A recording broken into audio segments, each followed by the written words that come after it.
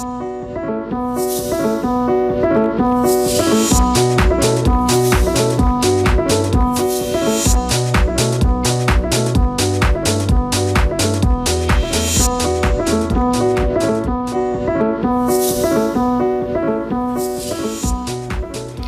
boa tarde, bem-vindo à Sociedade Civil.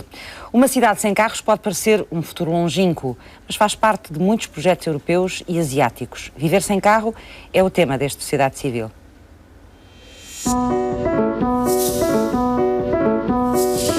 Será possível viver sem carro? É isso que propomos debater no programa de hoje. Conversamos com Paulo Guerra dos Santos, que durante 100 dias andou exclusivamente de bicicleta por Lisboa e fez disso um blog e uma tese de mestrado.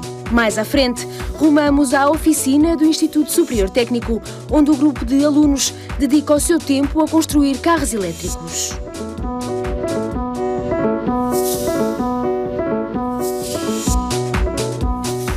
Vamos então, ao longo deste programa, tentar conhecer algumas experiências de pessoas que vivem sem carro, como é que o fazem, como é que sobrevivem na cidade e até que ponto nós precisamos assim tanto do carro na cidade. Muito obrigada aos meus 4 convidados desta tarde. Cláudia Carvalho Santos, bem-vinda, faz parte da Quercus, é estudante também, não é? Neste momento, doutoramento na Faculdade de Ciências e viveu muito tempo na Holanda, onde a bicicleta se usa bastante.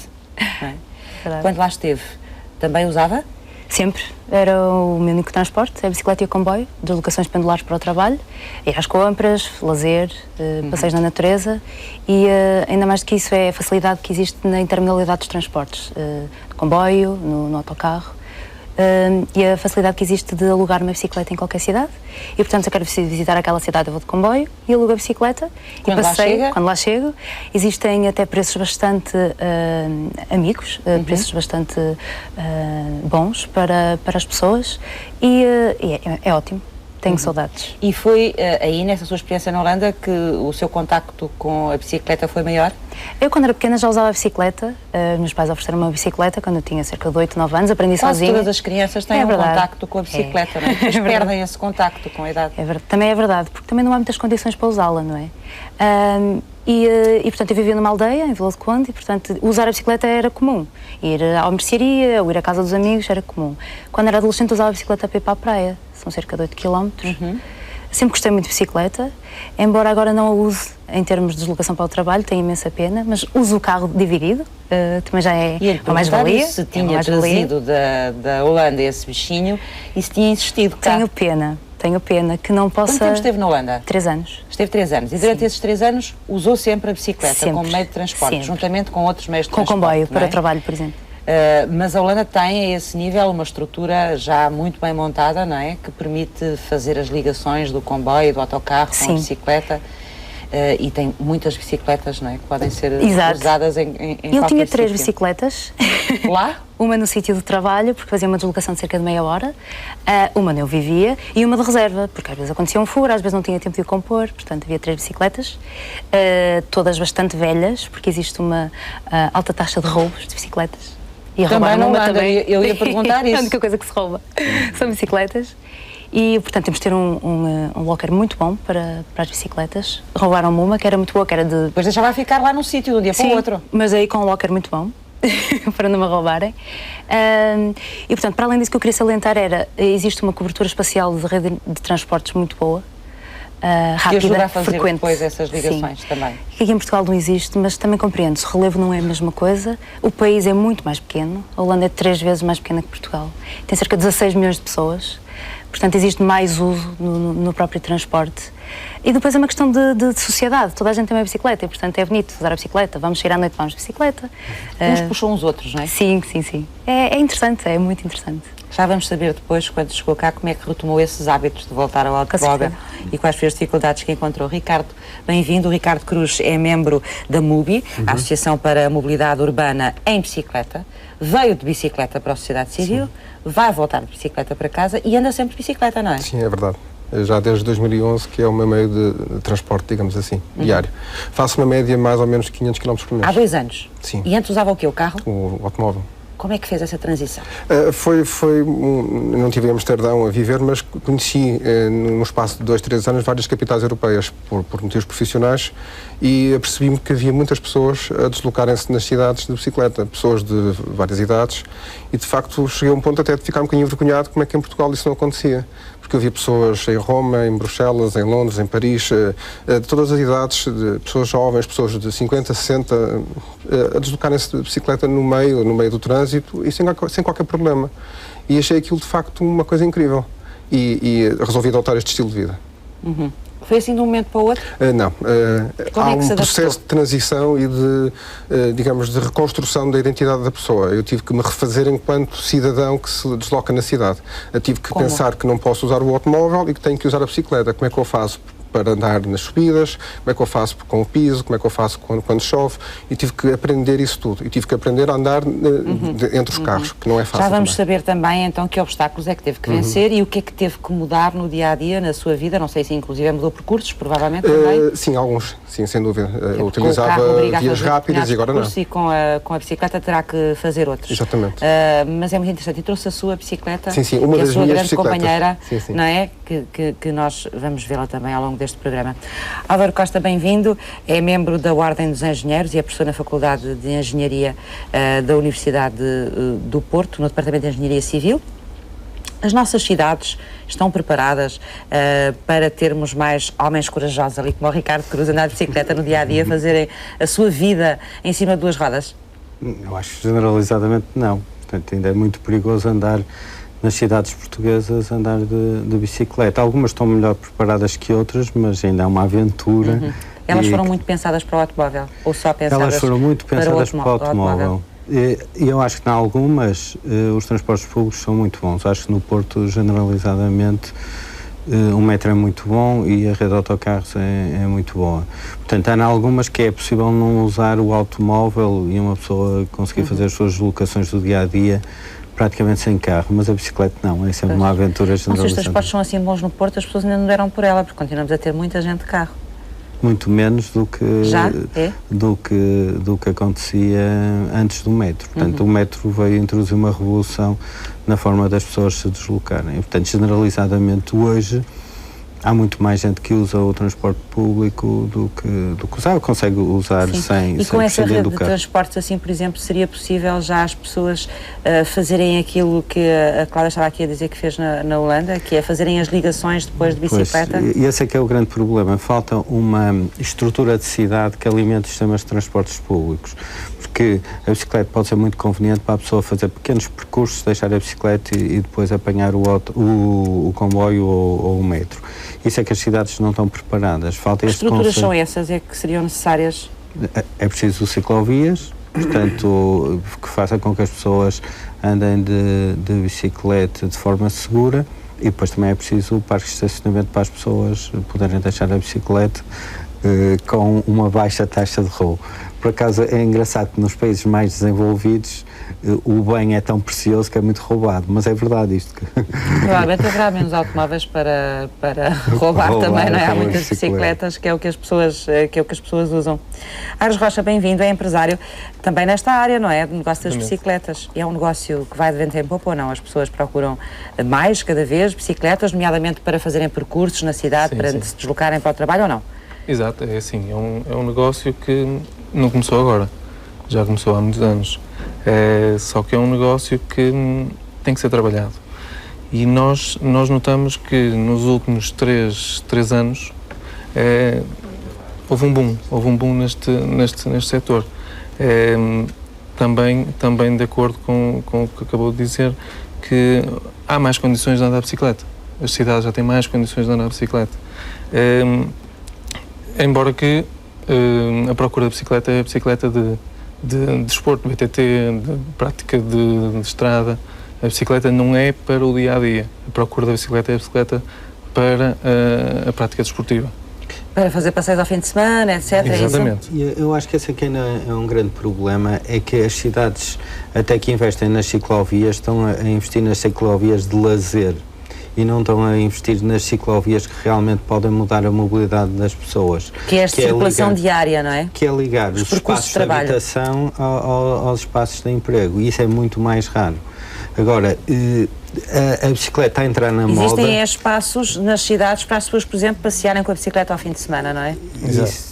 Existem as ecovias, por exemplo. Eu sou da zona de Viana do Castelo. As ecovias estão a ser usadas todos os fins de semana. Para passeio? Para passeio. E para as pessoas fazerem um pouco de exercício, não é? Aproveitam e fazem as duas coisas.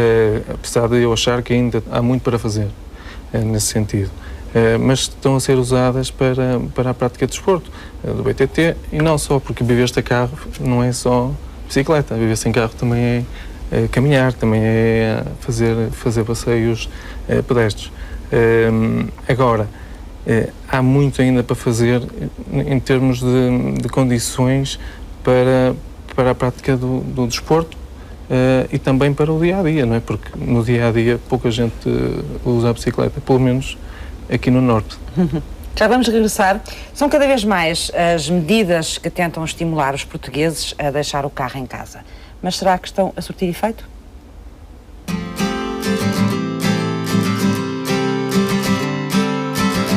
Trocar o carro pelos transportes públicos ou até mesmo pela bicicleta tem sido a opção de muitos portugueses, seja para fugir às filas de trânsito ou para poupar algum dinheiro em combustível e portagens.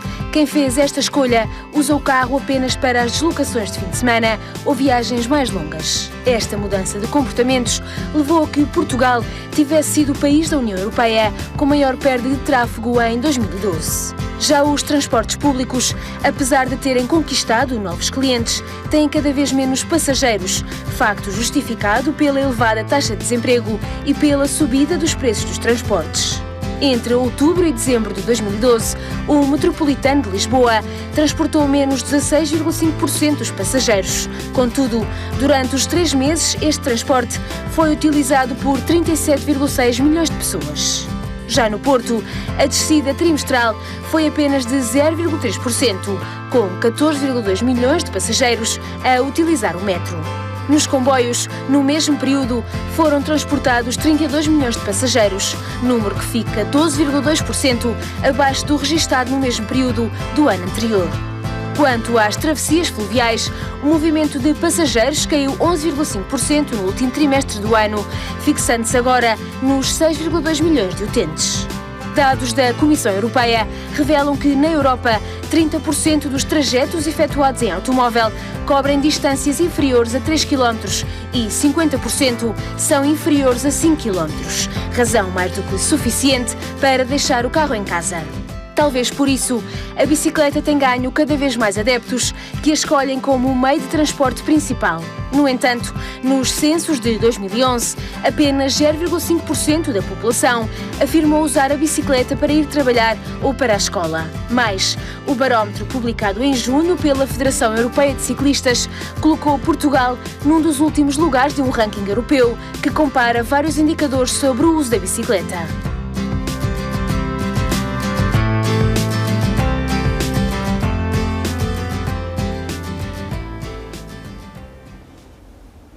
,5% das pessoas usar a bicicleta no dia-a-dia, em vez do carro, é um número muito baixinho. De qualquer maneira, havia aqui um valor que era importante também, que foi dado logo no início, que é o valor do número de carros que deixou de existir, ou seja, está a diminuir em Portugal também bastante o uso do carro. Em seu entender, isso deve-se a quê, Álvaro Costa? Em primeiro lugar, ao custo de utilização do automóvel. Portanto, não só o petróleo está a subir, o combustível está a subir e as portagens também. E as portagens estão a subir. Portanto, generalizadamente hoje a mobilidade fica mais cara. E, portanto, isso as pessoas acabam por arranjar outras formas, ou partilham também. Portanto, partilham o carro, pois é, muitas vezes, não é? Também há muitos sistemas. Carro. Portanto, há sistemas agora muito interessantes, essencialmente até no Porto de Lisboa, de partilha do automóvel no dia-a-dia para trabalhar e que diminui bastante os custos que as pessoas têm, não é? Com as deslocações. Houve uma grande alteração, no seu caso, Ricardo, em relação aos custos que tinha com o transporte? Sim, sem dúvida. Eu não gasto dinheiro com gasolina e... Gasta com a bicicleta. Mas comprei a bicicleta e o custo está ali. O custo de manutenção é muito baixo. praticamente é nulo, é desprezível, digamos assim. Portanto, eu poupo todos os meses 150 a 200 euros, mais ou menos. Num ano são 2.200 euros. Já comprei 2 bicicletas bastante boas, uma está aqui. Com aquilo que poupou? Com aquilo que poupei. E ganhei mais coisas, ganhei saúde, ganhei felicidade, ganhei novos amigos, porque há um círculo de amigos que se vai criando, porque o uso da bicicleta em contexto urbano é um uso social. Isto tem a ver com esta cultura emergente que está a surgir nas cidades em Portugal, sobretudo Porto e Lisboa. Braga também já começa a ter alguma coisa.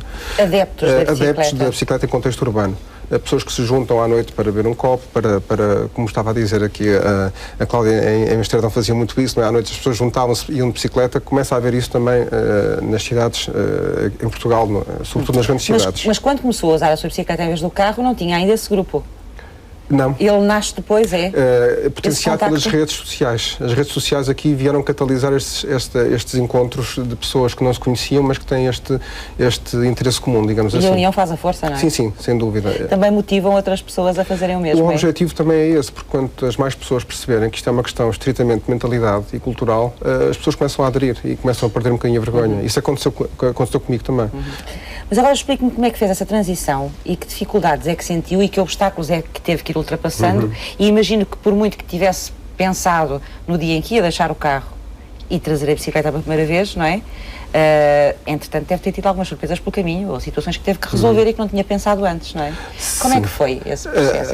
A principal dificuldade foi, como eu disse, a questão da mentalidade, porque eu sou professor e na escola tinha colegas que se riam, outros que admiravam o facto de eu ir de bicicleta, mas tinha alunos que perguntavam com um ar muito indignado se eu não tinha carro. Porque em Portugal a cultura do automóvel é muito forte. Passou a ser um excêntrico, entre aspas. Sim, mas passado alguns meses comecei a ver que havia alunos que também iam de bicicleta, há outro professor que também leva a bicicleta e começa a haver de facto pessoas que vão aderindo aos bocadinhos. Mas teve esse impacto ao princípio, sem dúvida, sim, achavam estranho. E é preciso estar preparado para ele? É uma questão da pessoa, lá está, eu como conheci contextos urbanos na Europa em que era perfeitamente normal, perfeitamente, enfim, transparente usar a bicicleta, sempre que alguém se ria ou sempre que alguém dizia, mas andas com a bicicleta, isso não faz sentido nenhum, eu reportava mais memórias que eu tinha, pessoas que andavam com compras na bicicleta, que circulavam no meio da cidade tranquilamente e, portanto, aquilo é normal, uma questão de facto de mentalidade e de cultura. Deixou de ter carro mesmo, Ricardo? Tenho carro, mas gostava de não ter, ele está à venda, digamos assim. Está à venda? Não necessito, mas eventualmente... Nunca mais usou? Muito pouco, muito raramente mesmo. E fiz as contas e compensaria usar o táxi em vez do carro. Para as deslocações que eu às vezes utilizo... As poucas que faz de... Não, em termos de custo mensal, mesmo assim ficaria a ganhar usando o táxi e não. Então como é que fez? Um dia decidiu e sim, vai ser amanhã? Exato, marquei mesmo um dia. Foi o início das aulas e comecei a ir de bicicleta. Quando chovia não ia. Essa foi a última transição que eu fiz, a questão da chuva, que é muito curioso, porque andar à chuva de bicicleta é divertidíssimo e é seguro, e é uma questão da pessoa pensar que é a mesma coisa que andar a pé. Portanto, mas as primeiras vezes que choveu, depois disso, foi de carro? Sim, nunca mais fui de bicicleta. Depois tive que aprender a andar de bicicleta à chuva. E a propósito... Mas é preciso aprender a andar de bicicleta à chuva, é diferente? E é preciso aprender a andar de bicicleta na cidade também. Em piso seco? Sim, é preciso perceber que o trânsito... É preciso perceber como é que se dialoga com o trânsito. E na associação da qual faço parte, na UBI, nós temos um programa que é o Bike Buddy, em que se faz um mentorado, digamos assim, e ciclistas urbanos com mais experiência convidam outros ciclistas que querem começar a andar de bicicleta na cidade e tentam, no fundo, transmitir os truques para andar em segurança. De facto, há questões que é preciso conhecer para que a pessoa não se sinta ameaçada, porque nós estamos ali desprotegidos, não é? Tal como as motas, é a mesma coisa, não é? Mais até, com certeza. Sim, embora na bicicleta a velocidade é mais reduzida, portanto, havendo um impacto, digamos, o efeito é sempre menor à partida, sim, porque as velocidades são muito baixas, não é? Normalmente. Mas, de qualquer modo, é preciso aprender a andar na cidade, sem dúvida. E não é necessário, a meu ver, ciclovias. A questão de segregar a bicicleta, até como seria possível numa cidade ter em todas as ruas ciclovias. Não era possível. Dentro da cidade pode, não é? Sim, é uma questão lá está, de posicionar a bicicleta no local certo na via, de saber comunicar com os outros utilizadores da via e a partir desses princípios a pessoa sente-se segura. Já sabias tudo quando foi para a estrada com ela ou foi aprendendo depois? Fui aprendendo, claro, fui aprendendo. A Cláudia fez um percurso um bocadinho inverso, andou 3 anos de bicicleta e depois carro, quando chegou cá. Porquê? Sim, porque, portanto, eu não vivo no centro da cidade e a deslocação são cerca de 15 km, parecia-me um bocadinho já exagerado. Não tinha transporte até à cidade? Tenho transporte, eu divido carro, portanto... Não tinha transporte público, não tinha comboio, não tinha autocarro? Tenho metro, é mesmo por uma questão de conforto e porque somos dois a dividir, penso que faz todo sentido. Mas achou que não conseguiria viver com a bicicleta cá? Pelo percurso pendular que eu faço, porque superior a 10 km acho que é um bocadinho, todos os dias, 10 e 10, 20. Mas não podia vir de metro e depois apanhar, depois pegar na bicicleta? Poderia, posso fazer isso, posso. Mas nunca mais voltou à bicicleta? Nunca mais, exato, se estivesse sozinha provavelmente faria, mas como divido o carro acho que a solução, e torna-nos mais versátil até para fazer outras coisas, mas estou sempre a ponderar a opção de voltar à bicicleta, sempre. Nós temos ou não temos uma política nas cidades, isto depois também depende depois de cada concelho, provavelmente, uns investem mais do que outros, que incentive verdadeiramente, Álvaro, as pessoas a mudarem o seu processo de transportes no dia-a-dia? Eu acho que as coisas estão a mudar. Portanto, eu noto que os autarcas cada vez estão mais sensibilizados para a importância dos transportes públicos a todos os níveis. E também noto que, ao ser mais importante para as pessoas, portanto, hoje acaba por ser um poder que as pessoas têm de votar e portanto, sendo uma questão que cada vez é mais relevante, vejo as políticas a serem alteradas no sentido de privilegiar mais o transporte público do que antigamente. E a bicicleta também. O que me parece, de facto, é que ainda há decisões que não são estruturais. Portanto, ainda são decisões que são para comunicar um marketing e não têm depois de facto o suporte técnico por necessário trás para impulsionar mesmo as pessoas. As revoluções, sim. E eu isso noto, aliás, mete muita confusão a proliferação de ciclovias de lazer e não a proliferação de ciclovias que realmente são estruturais, que é o que acontece na Holanda. As ciclovias são estruturais, é para resolver problemas de mobilidade das pessoas. Aqui não, é para ficar bonito, para as pessoas dizerem, oh, até há ciclovia, estou a investir nisto.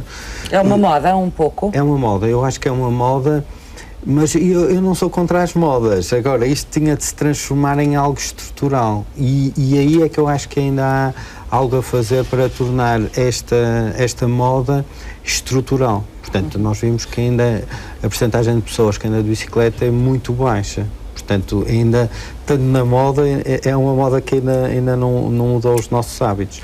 É evidente que o custo das deslocações vai fazer com que isto mude. Eu acho que as cidades vão ficar mais compactas. O custo dos transportes públicos? O custo essencialmente da gasolina. Da gasolina e dos combustíveis, portanto, dos combustíveis e da utilização do carro.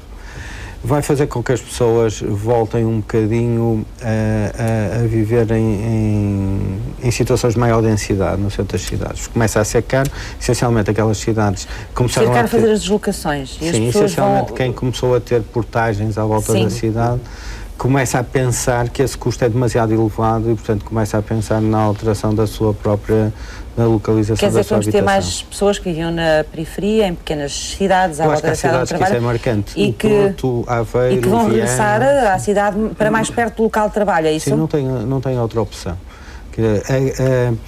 Como forma de poupança. Como forma de não aguentar o custo da mobilidade. A questão é que as portagens foram colocadas e algumas empresas também se tenderão a relocalizar. O valor que estas portagens estão a ter, essencialmente nas scooters, e portanto hoje é generalizado, faz com que o custo da mobilidade seja brutal. E aliás eu acho que se não se tivesse aumentado nos últimos 2 anos tanto o transporte público, também aumentou muito. Portanto a deslocação por autocarro e comboio teve aumentos brutais e eu acho que este processo já se tinha dado mais rápido. Apesar do custo do transporte público, e por isso é que também no transporte público também está a descer o número de utilizadores que procuram outras soluções, mas isso vai fazer com que as cidades fiquem mais compactas, as pessoas vêm mais para o centro, precisam menos deslocação, andam de bicicleta, andam a pé. Vai trazer novas necessidades em termos de política das cidades, de mobilidade dentro das cidades? Traz novas necessidades, mas traz um desafio, este desafio do custo é interessante, porque vai inverter um processo dos últimos anos que é as pessoas irem para a periferia e, portanto, a cidade espalhar-se. o custo do transporte aumentar faz com que a cidade se vá tornar mais compacta. Eu acho que este processo só não está mais rápido do que o que devia estar porque as pessoas também depois não conseguem vender a casa que compraram na periferia e, portanto, estão de certa forma cativas de investimentos que fizeram no passado e, portanto, têm alguma dificuldade de voltar, porque têm de adquirir uma nova habitação e não conseguem vender a outra. Mas eu acho que isto é um processo que vai ser muito rápido. Cidades mais compactas vai trazer também outro tipo de problemas, não é? Eu acho que não. Não? Então? Não, porque vai trazer massa crítica Sim. para nós termos estas soluções que se estava a falar na Holanda, quer dizer, são territórios compactos em que depois estas soluções, seja o transporte público, seja as ciclovias, são muito utilizadas, porque as pessoas deslocam-se num pequeno espaço e, portanto, é mais fácil amortizar os investimentos e, portanto, consegue-se outra rentabilidade no investimento público. Quer dizer que eu acredito que no futuro vamos caminhar também, não provavelmente para uma situação semelhante à da Holanda, mas nesse sentido, nas eu cidades. acho que sim, eu não tenho dúvida disso, porque são as únicas soluções que são sustentáveis. Portanto, e eu acho que falta muito fazer aqui de integração das diversas redes, porque as pessoas na Holanda também não andam só de bicicleta, ou não andam só de transporte público, fazem estes movimentos combinados. E eu também, por exemplo, tenho escritório no centro do Porto, eu não ando também de carro, quer dizer, o carro para mim é um empecilho, quer dizer, andar... Mas não tem de estacionar, complicado, não é? Andar de táxi é muito mais barato. O estacionamento é caríssimo no centro das cidades também. Portanto, andar de táxi, de autocarro, de metro, portanto, e eu uso muitos transportes públicos e é a solução mais conveniente para a maior parte das deslocações que eu faço, mas depois também é preciso entender que o táxi também é muito barato se a pessoa precisar de fazer um movimento desse tipo. Fica sempre mais barato uma pessoa combinar o que lhe é mais conveniente num momento do que estar a transportar o carro, porque a pessoa às vezes, numa secção que tem de fazer, anda a transportar o carro o dia todo. Já não estamos aqui a pensar nos outros custos que o carro tem, não é? Em nível de manutenção. Pois, eu achei que aquele custo de 100 euros por mês do carro não tem nada a ver. A pessoa pode gastar 100 euros de gasolina, mas depois tem a manutenção do próprio carro, nas revisões, etc. Quer dizer, o custo do carro mensal para uma pessoa é sempre 300, 400 euros. Exatamente, é esse o valor que se aponta. Agora, a forma como as pessoas raciocinam é que veem muito só este custo marginal, mas é um custo muito elevado. Eu costumo, quer dizer, é impossível uma pessoa gastar 400 euros de táxi num mês, não é? Mas no carro, parado na garagem... todos os dias para o trabalho, táxi. Parado na garagem estão ali 200 euros no mínimo. Depois mais o combustível, quer dizer, está Acha que as pessoas às vezes não fazem as contas como deviam em relação ao impacto que o carro tem em termos financeiros? Uma pessoa que opta pela bicicleta também a fazer as contas do carro está só a fazer o combustível. De facto, a gente mentalmente não faz as contas a todo o custo que o carro implica, que é um custo muitíssimo elevado. Eu, a propósito dessa questão, nós na associação criámos um site que se chama autocustos.com, em que temos um simulador precisamente do custo do automóvel, em que se consideram todas... Ainda não foi lá? Já foi. Ela disse o valor só para a gasolina. Se for o valor para a prestação do carro, porque estou a pagá-lo, para a amortização, digamos, do material que se vai degradando, etc, dá 400 e qualquer coisa. Às vezes é mais caro manter um carro do que uma prestação da casa ao banco. Neste momento, aliás, eu vi uma notícia no público sobre isso, recentemente, que a maior parte das famílias gasta mais dinheiro com o automóvel do que com a casa. De facto, é muito caro. Portanto, estava-me a falar desse simulador, autocustos.com. Sim, mas demos mais informação então, para quem quiser fazer essa simulação também. Este site, portanto, digita no computador www.autocustos.com, depois coloca lá todas as variáveis, qual é o preço do carro, em que ano é que comprou, qual é a cilindrada, quanto é que paga de seguro, quanto é que paga de imposto, etc. Seguro também. Depois as revisões, etc. Tudo. Portanto, todas as despesas, digamos assim, se está a pagar ao banco ou não, ao empréstimo, etc. E depois ele faz um cálculo e a estimativa, no meu caso, foi 400 e qualquer coisa de euros por mês. Portanto, é muito. Roger, fiquei com a ideia que não concordava muito ali com o Álvaro em relação à evolução das cidades, que vamos mesmo evoluir para o uso da bicicleta. Não está assim tão convencido? É assim, nas cidades eu acho que nunca iremos chegar a uma Holanda ou um Barcelona ou do género. Porquê? Primeiro pela topografia. Acho que nós aqui em Portugal, de Aveiro para cima, não temos condições para ter uma Holanda. Porto, quem quiser fazer... O terreno é muito acidentado. E as pessoas não estão, assim, num dia de verão, pegar uma bicicleta para fazer 10 km para chegar ao emprego a suar, não me parece... Não concordo nada com o Ash. Mas é pela minha experiência e pelo que observei também... Mas ele tem alguma razão, nestes dias de calor, andar de bicicleta para ir para o trabalho, não se chega lá em muito bom estado. Há soluções para tudo. Como é que eu fiz? Vou mais devagar, para não ficar tão quente, não suar. O sol realmente, continua lá em cima tranquilo, a torturar-nos. Se o dia é muito quente, vou de metro nesse dia, por exemplo. Ponho a bicicleta no metro. Se realmente quero usar a bicicleta, levo uma muda de roupa.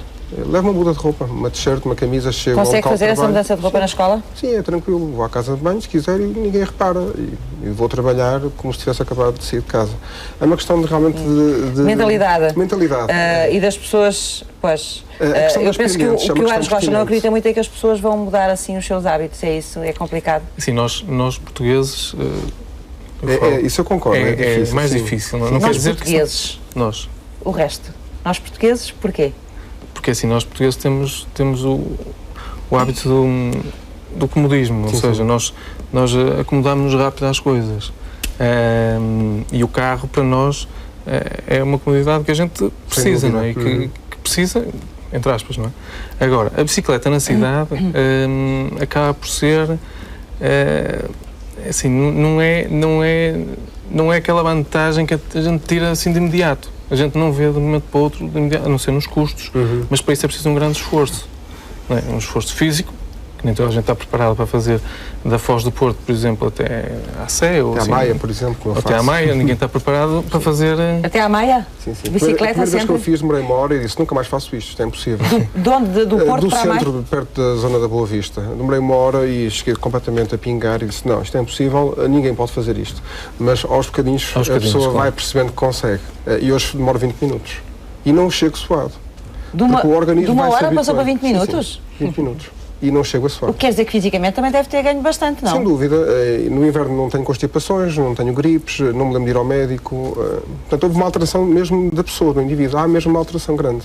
E as pessoas têm que perceber um bocadinho isso. E a questão, de facto, de não conseguir andar porque Pois, mas é um bocadinho o que o Ares dizia, o que é difícil é que as pessoas, para além da questão económica, não sentem logo as vantagens. Exatamente. Não é? E sentem dificuldades. Para se sentirem convencidas a usar. Mas eu também não estou a falar só das bicicletas, eu acho que o transporte público... Sim. Vai ter uma solução. Eu acho que isto é algo integrado do espaço público. Aquilo que a Cláudia falava, e estava aqui a contar-nos em relação à experiência dela na Holanda, não era bem isso. As pessoas fazerem o percurso entre o Porto e a Maia de bicicleta, não é? As pessoas vão usando a bicicleta em percursos intercalares entre os transportes públicos, não é? Eu vivi em Barcelona há 3 anos e utilizava, aliás, tinha um carro da empresa onde eu trabalhava e o carro simplesmente... Porque eu trabalhava fora de Barcelona, só usava para isso.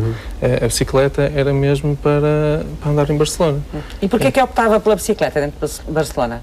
Primeiro, porque as condições que a cidade tem para estacionamento do carro são péssimas, ou seja, é caro, não há muita oferta e depois é difícil chegar onde quer que seja. O carro era uma dor de cabeça? Era uma dor de cabeça. E só nessas circunstâncias é que passou para a bicicleta? Mas as condições que eles têm lá de alugar de bicicleta, ou pelo menos tinham, que há bocado falamos, são boas, era muito bom. Ou seja, a gente tinha um cartão, tipo um cartão de crédito, e havia cerca de 100 estações de bicicletas, com cerca de 20 bicicletas. E a gente ia de uma estação para a outra, pegar na bicicleta, arrumar a bicicleta. Não tinha que andar com ela atrás? Não. Isso eu acho que pode funcionar aqui em Portugal. Acho que em Aveiro já existe uma situação idêntica. Sim, em Torres Vedras recentemente também instalaram Mas isso funciona porque as pessoas não estão presas à bicicleta. Exato. Claro. Não acontece como a Cláudia dizia, que tinha que prender a bicicleta. Faz parte, é o hábito. Não é? Porque eu vi também em Amsterdão que havia bicicletas Mas eu penso abandonadas. que no caso da Cláudia a bicicleta era sua, não era? Sim, são sempre... Sim, são minhas. Só quando eu ia para cidades que não faziam parte dos meus percursos habituais, é que tínhamos então um cartão de facilidade, juntamente com os comboios, um cartão, e que era muito fácil visitar a cidade de bicicleta. Era bastante aliciante. Em Barcelona como é que era? Em Barcelona havia as bicicletas eram públicas? Eram públicas. Aquilo não estavam fechadas? Era só chegar lá e pegar nela e andar? Estavam trancadas, mas tem que se passar o cartão. Fazemos sócios, fazemos um registro e passa-se o cartão numa banda e dão-nos a bicicleta com o respectivo número. Mas também havia muita gente que tinha a sua própria bicicleta, não é? Também tinham, mas era muito mais fácil andar com a bicicleta alugada, muito mais. Ia daqui para ali, deixava lá, pousada, fechava, não tinha mais que se preocupar. Quais eram os inconvenientes? Que era às vezes a gente chegar a uma zona de muito movimento e não havia lugar para arrumar a bicicleta, então tínhamos que procurar a próxima estação, que poderia ficar 2 km. Mas eu acho que funcionava muito bem. E aqui era uma das hipóteses em Portugal que poderia. E, portanto, funcionar. durante esses 3 anos foi sempre o seu meio de transporte. Na cidade foi. Para preferido. o trabalho não, porque trabalhava a 20 km de Barcelona. E aí usava o carro. Já vamos regressar. Agora vamos conhecer o Paulo Guerra dos Santos, que se rendeu à bicicleta como principal meio de transporte depois de andar 100 dias de bicicleta por Lisboa para fazer uma tese de mestrado. Apesar das 7 colinas da cidade de Lisboa, não houve nenhuma que tivesse feito desistir Paulo Guerra dos Santos de eleger a bicicleta como seu meio de transporte para o dia-a-dia. Tudo começou na Finlândia, para onde emigrou para trabalhar como engenheiro no Instituto de Estradas finlandês. No primeiro dia, quando eu estava à espera que me dessem um jeep para as mãos, para andar nas minhas deslocações diárias pela cidade, em trabalho, eles deram uma chave do cadeado de uma bicicleta. E logo aí mudou algo no meu preconceito na forma de ver a bicicleta. E a partir daí, durante aqueles 2 meses que eu lá estive a trabalhar para o sistema rodoviário finlandês, eu deslocava-me em bicicleta todos os dias. Quando regressou a Lisboa, ainda se sentiu tentado em voltar a andar de carro. Mas a vida académica lançou-lhe um novo desafio: fazer uma tese de mestrado em vias de comunicação e transportes. Os meus professores acharam interessante porque, palavras deles, a bicicleta é um meio de transporte e as ciclovias são uma via de comunicação. Portanto, fazia sentido estudar a relação da bicicleta ou a possível relação da bicicleta com a cidade de Lisboa. Bom, e conhecer Lisboa tinha que ser em bicicleta. Então acabei por criar um blog chamado 100 Dias de Bicicleta em Lisboa, onde todos os dias eu iria colocar as minhas experiências a utilizar a bicicleta como forma de deslocação. Quando hoje vou ao blog ver algumas das minhas frustrações nos primeiros dias, nas primeiras semanas, a utilizar a bicicleta, percebo, primeiro, alguma ingenuidade, muito desconhecimento sobre a cidade, os pavimentos, as ruas, as inclinações, o clima, as distâncias, os tempos que eu iria demorar, onde estacionar uma bicicleta. Portanto, tudo eram dúvidas, tudo eram dificuldades. Apesar disto, não se deixou vencer e tornou-se um ciclista convicto, mas diz que há ainda muito por melhorar na cidade. Portanto, a primeira medida que se quer numa cidade para que as pessoas possam andar mais a pé e até andar de bicicleta na estrada é colocar os veículos a andar mais devagar no que toca à velocidade máxima. Nós não estamos a falar em construir ciclovias pela cidade toda, não só não é possível, como nesta situação económica em que estamos, seria desperdício de dinheiro. O que nós temos é arranjar formas de acalmia de tráfego. Para terminar, deixa um conselho para quem se quiser juntar. Comecem por experimentar utilizar a bicicleta entre a vossa casa e o local de trabalho a um domingo. Peçam 1 ou 2 amigos para ir convosco e vejam que em Mena Cavaqueira há conversar descontraídos, porque há menos trânsito, há menos ruído, há menos poluição. Vocês, em menos de nada, vão dar convosco a passar à frente da porta do vosso trabalho, à frente da porta da vossa universidade. E aos poucos, por que não, aderirem ao projeto Sextas em Bicicleta, em que cada vez mais pessoas à sexta-feira escolhe para si própria a utilização da bicicleta e até combina com outros utilizadores fazendo determinados percursos em conjunto.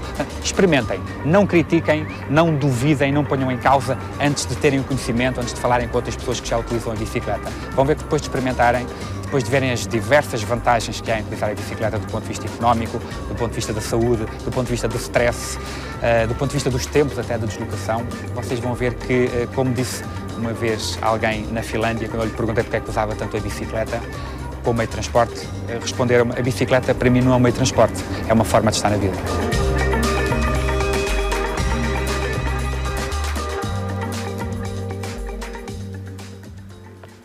Mais uma pessoa rendida a andar de bicicleta. Tem aumentado o número de pessoas interessadas em usar a bicicleta? Vocês sentem isso na associação ou não? Não serve de estatística. A minha percepção é que sim, aqui na cidade eu deixei de contar as pessoas que via. Há 2 anos eu contava 10, 11 pessoas por dia, agora deixei de contar, porque já não vale a pena.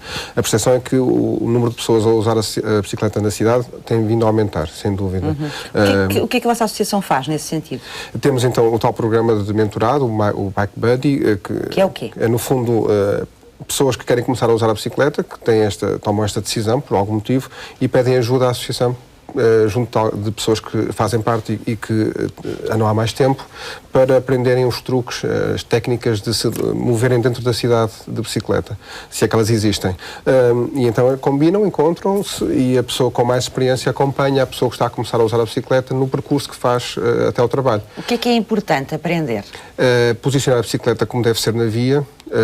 O Código Português manda colocar a bicicleta o mais à direita possível, desde que não Isso ponha... não é andar na berma, não pois é, não? porque há uma ressalva na lei, desde que não ponha em causa a segurança do utilizador da bicicleta. E muitas vezes o mais à direita é ir no meio, para que seja visível. E não há mal nenhum, porque até é preferível que o veículo... No meio da faixa de rodagem? Sim. Há vias em que é preferível ir no meio e deixar que o automóvel nos veja bem e nos ultrapasse como se fôssemos uma moto ou outro veículo, por exemplo, para evitar as tais razias, digamos assim.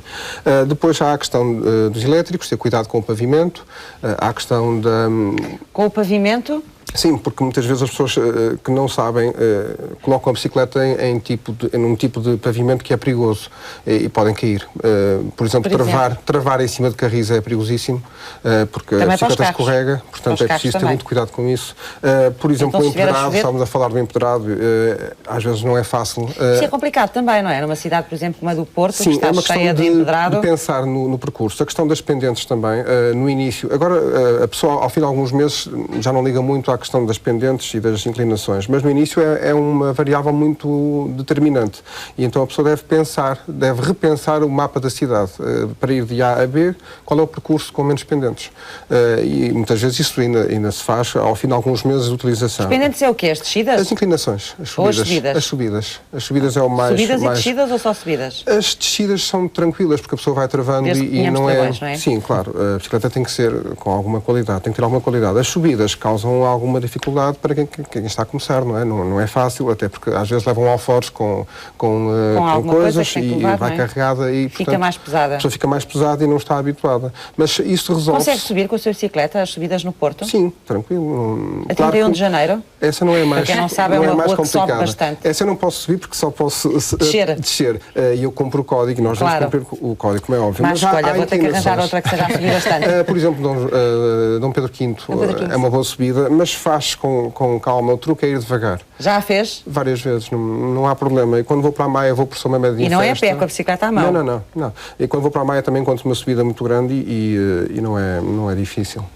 Inicialmente era, agora não. Vive na Maia? Não, vivo no Porto. Vive no Porto e trabalha na Maia? Exatamente, numa escola na Maia e que também tem outra escola com o mesmo nome. Nem sequer é dentro da cidade, que faz esse percurso todos os dias. Mas é curioso. Do Porto à Maia, é de grande coragem. Não, é uma questão, lá está, de mentalidade, porque a Maia parece muito distante quando se vai pela Via Norte. Mas quando se vai pelo percurso tradicional, são só 8 km.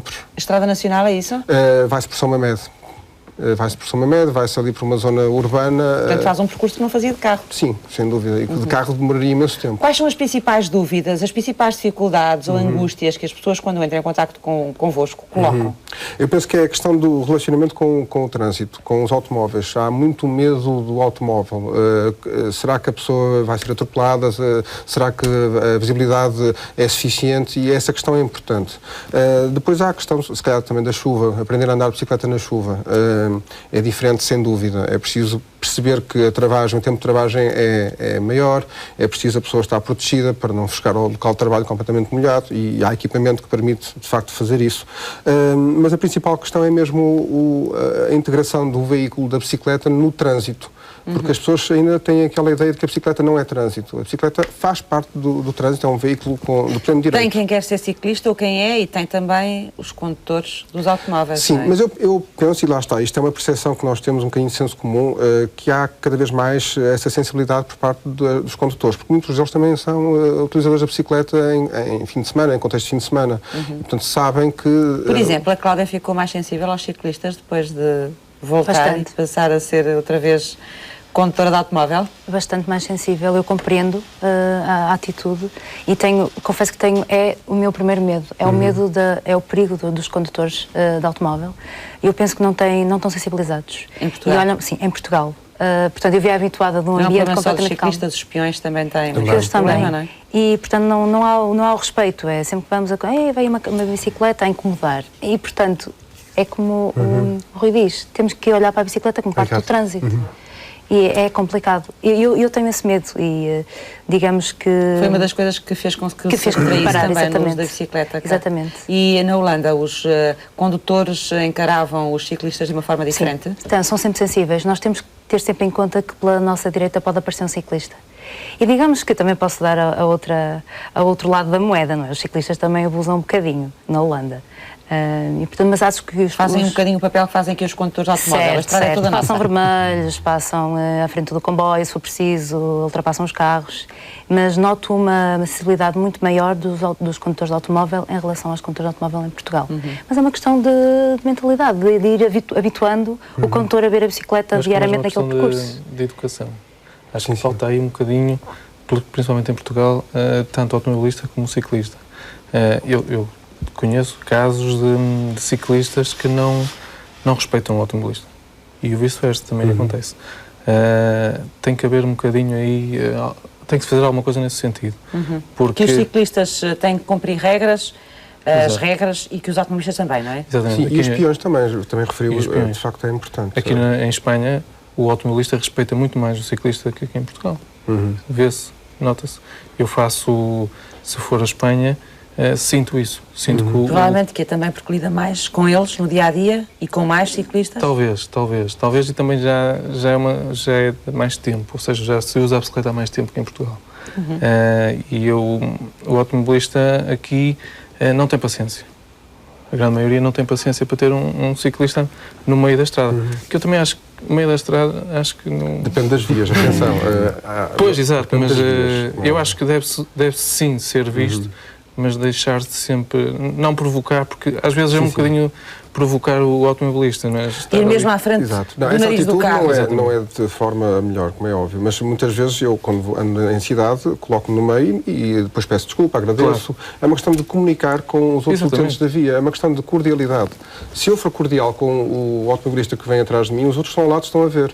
E percebem que a minha atitude no trânsito é uma atitude de cordialidade e vão ser cordiais também. Portanto, ao longo destes 2 anos de experiência, nunca sentiu que foi pressionado pelos automobilistas? Nunca. Nunca lhe apitaram? Já me apitaram, como é evidente. Nunca às vezes andar mais muitas vezes eu pedi desculpa. Quando fazem isso, a minha reação é sorrir, é agradecer, porque de facto eu penso assim, vai ali uma bicicleta, é menos um carro que vai à frente dele. Se fossem 3 bicicletas, eram menos 3 carros. Às vezes nós encontramos e vamos 8, 9 pessoas passear pela cidade, são menos 9 carros que vão à frente do automobilista que está a buzinar. E se ele buzina é porque ele não percebeu isso. E nós sorrimos, agradecemos. E ele o que percebe é que os outros 9 carros iriam bastante mais depressa do que as 9 bicicletas. é essa a questão geralmente, não é? Claro. É a questão da velocidade, não é? Sim. E do tempo de... Mas esse é outro mito. Eu não sei se há dados, eu penso que a média de um automóvel de deslocação dentro da cidade é 15, 16 km, mais ou menos. Os autocarros menos, sim. Sim, e a minha média é 16 km, digamos, por mês. Ou seja, eu ando tão rápido quanto um carro em média. Portanto, vai protegido quando vai em cima da bicicleta? Capacete? Depende do percurso que eu faço. Assim, depende. Se for um percurso pequeno, em vias que eu já conheço dentro da cidade, normalmente não uso capacete. Se for um percurso mais longo, ou se for por vias que eu não conheço, se sei que o trânsito vai ser maior, posso usar o capacete. Em Portugal não é obrigatório, é uma questão de bom senso da pessoa. Nós já vimos ali várias vezes a sua bicicleta. Esta é uma das que tem? Tem quantas? Sim. Tenho neste momento 3. 3 bicicletas? Sim, com características diferentes cada uma delas, sim. Lá está, fui-me especializando, digamos assim. Esta que eu tenho é mais... Esta que trouxe, esta castanhinha, não é? Em couro e madeira, não é? Verdade, madeira. Exatamente. Esta é fantástica, fundo, é lindíssima. É que eu nunca tinha visto uma bicicleta assim. Ela é feita por um fabricante cá do Porto, a marca está na bicicleta e faz um trabalho, digamos, personalizado. São os paralemas, como é que se chama aquilo por cima da roda da bicicleta? São os paralemas? É paralemas, sim. São em madeira, não é? Exatamente, envernizado. E ela é muito versátil, permite-me fazer deslocações de grande distância, assim como permite fazer deslocações na cidade. Tenho outra que é... Quais são as características dela, então? É para andar na cidade? Supostamente deveria ser para andar mais na estrada.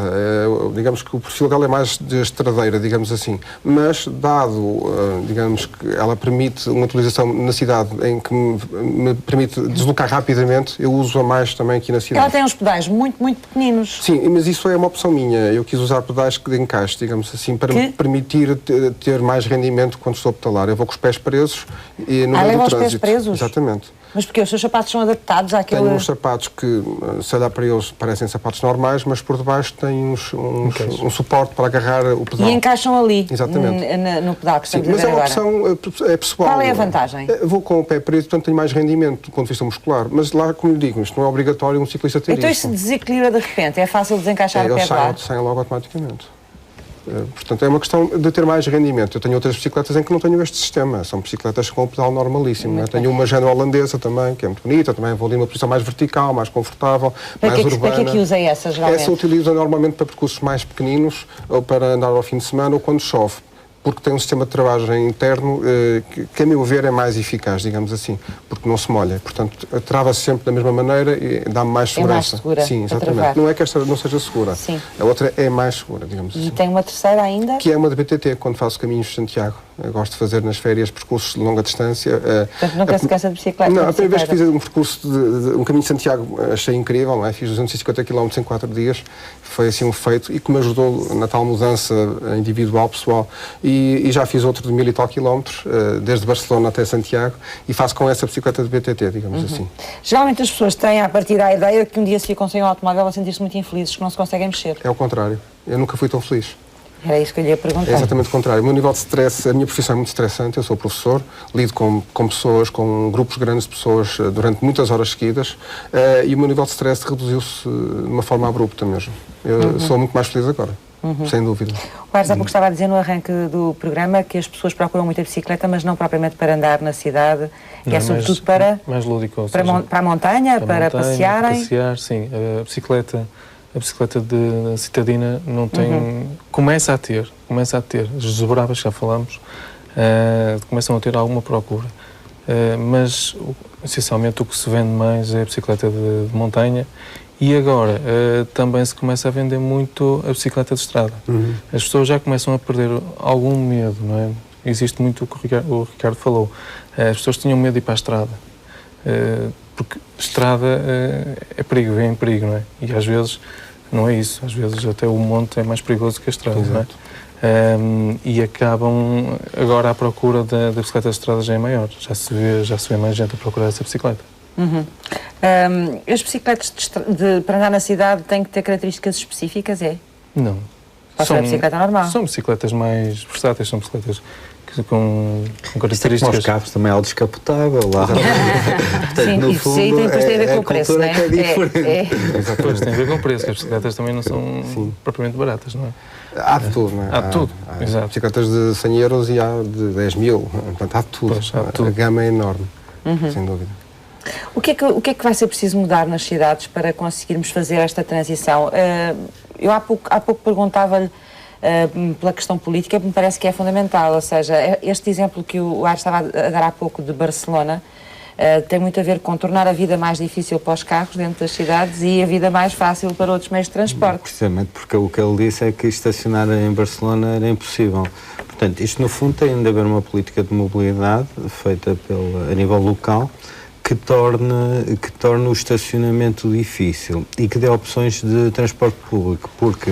Mas tem que tornar outros estacionamentos provavelmente mais fáceis, ou fazer com que eles existam, alguns que é o caso das estacionamentos fora, se for bicicletas, necessário para os carros, mas dentro, quer dizer, terá de ser as bicicletas, mas eu ainda acho que a grande revolução ainda é no transporte público. Tem de haver opções de transporte público, porque muitas das pessoas que andam de bicicleta também não fazem todo o seu movimento de bicicleta. Portanto, o grande esforço que eu acho que tem de haver nas cidades em Portugal é a integração desses modos suaves. Portanto, no fundo, os caminhos pedonais são importantíssimos, qualidade dos passeios. Depois, há alguns percursos que então terão de ser feitos, a alimentação pode ser feita por bicicletas e depois o transporte público tem de dar qualidade às pessoas. Nomeadamente, também tem de ser fácil utilizar os títulos de transporte, toda a bilhética tem de ser simples. Os espaços onde as pessoas entram e fazem essas transferências têm de ser também fáceis, mas eu ainda acho que ainda estamos num patamar que a bicicleta ainda é residual na cidade. Para fazer a grande revolução dos 100 carros, ainda é muito transporte público e tudo não. Isso exigiria um investimento muito grande e um planeamento da cidade de uma forma diferente, não é uma coisa que se faça de um dia para o outro. Eu acho que há aqui uma situação que também é uma situação cultural. Há muito investimento, que é um investimento em infraestrutura. Aliás, nota-se no Porto, de facto, cada vez mais os modos suaves ocuparem o espaço público. Portanto, cada vez mais os passeios são maiores, os espaços de circulação são menores, houve uma revolução a nível... Está-se a dar mais espaço já aos peões.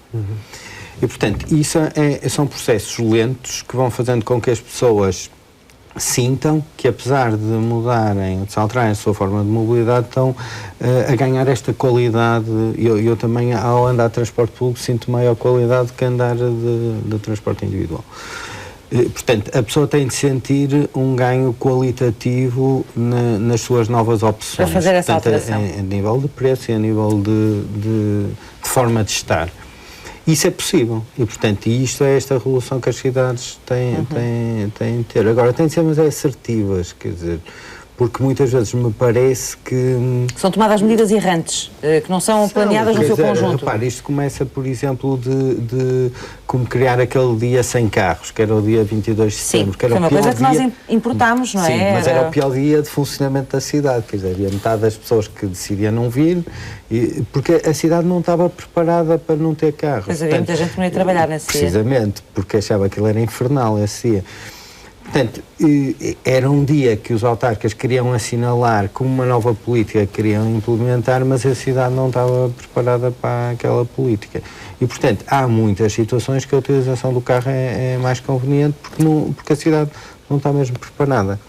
Portanto, isto são processos que são lentos de investimentos, são grandes investimentos, porque estas alterações da mobilidade, alterar o espaço público é sempre a infraestrutura e, portanto, são processos lentos, mas são processos que têm de ser seguidos porque depois a poupança energética, a qualidade de vida da pessoa é superior, a poupança a nível energético é muito elevada e, portanto, há um ganho qualitativo na vida urbana. Aliás, nota-se em Espanha, por exemplo, em Espanha as cidades são muito mais compactas, portanto tem sempre aquele casco urbano, prédios muito altos, o estacionamento é enterrado. Portanto, são cidades que estão muito bem preparadas para a utilização pedonal da bicicleta, têm uma estrutura diferente. E, portanto, este trabalhar o espaço para mudar, alterar os hábitos das pessoas no sentido de utilizar modos mais suaves é fundamental e é isso que vai alterar os comportamentos. Das pessoas também. O Fórmula Student é um projeto que vamos conhecer agora. Desenhar, construir e competir com um carro construído pelos alunos foi o desafio a que os próprios propuseram. Podiam simplesmente ter ficado pelas aulas de engenharia, mas em 2001 houve um grupo de alunos do Instituto Superior Técnico que quis ir mais longe. A Fórmula Student é uma competição internacional de engenharia, é a Fórmula Universitária, e tem como objetivo tirar os alunos das salas de aulas e pô-los em contacto com desafios reais, como aqueles que terão no mercado de trabalho. No Instituto Superior Técnico este projeto começou em 2001 e neste momento já tem 12 anos de história e 4 carros construídos, sendo que o quinto será apresentado nos próximos dias. A competição é internacional, envolve mais de 800 universidades e o objetivo é desenhar, projetar e construir um veículo Fórmula de raiz. Este projeto prima pela inovação e tem os olhos no futuro. Por isso, poucos anos depois, começaram a desenvolver um motor elétrico. Com a crescente necessidade de desenvolvimento sustentável, desde 2008 começaram a aparecer veículos elétricos nas competições internacionais de Fórmula Student. Nós passámos para essa fase em 2011, sendo que o projeto começou em 2009 e desde agora em diante iremos sempre desenhar carros elétricos. Os carros elétricos, apesar de terem as desvantagens da bateria, que ser um componente pesado no carro, têm muitas vantagens em termos de aceleração e são mais ágeis. A grande vantagem para um carro comum do carro elétrico é a sua poluição, não é poluente na fase de uso. Uma década envolvida, depois do início do projeto, este tem sido um enorme sucesso, contando com 7 primeiros lugares, 7 segundos lugares e 2 terceiros lugares num total de 33 provas. O projeto é extracurricular, existem 22 estudantes envolvidos de diversos cursos E nós juntamos no projeto há cerca de 2 anos e há 2 anos estamos a desenvolver um novo carro, o FSD-5E. O FSD-5E é o nosso segundo carro elétrico, é o carro mais tecnológico alguma vez construído em Portugal. Teremos um monocoque em fibra de carbono e teremos pela primeira vez asas, teremos aerodinâmica, é basicamente o mini Fórmula 1. Isto é uma competição que já envolve muito dinheiro.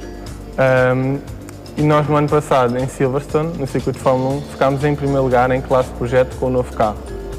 Fizemos o melhor resultado de sempre, todas as equipas, e esperamos este ano obter grandes resultados também na Alemanha, Hungria e Espanha, onde vamos competir. João Pedro, líder da equipa de Fórmula Student do Instituto Superior Técnico, não admite a 100% a hipótese de viver sem carro, mas deixa uma sugestão. Depende muito da mentalidade das pessoas, sendo que se as pessoas não se importarem de não ter carro próprio, é possível viver sem carro, aproveitando e explorando as redes Mobiair, a Mobiair que já existe em Portugal, e com carros elétricos será possível viver sem carro e com os transportes públicos bem coordenados.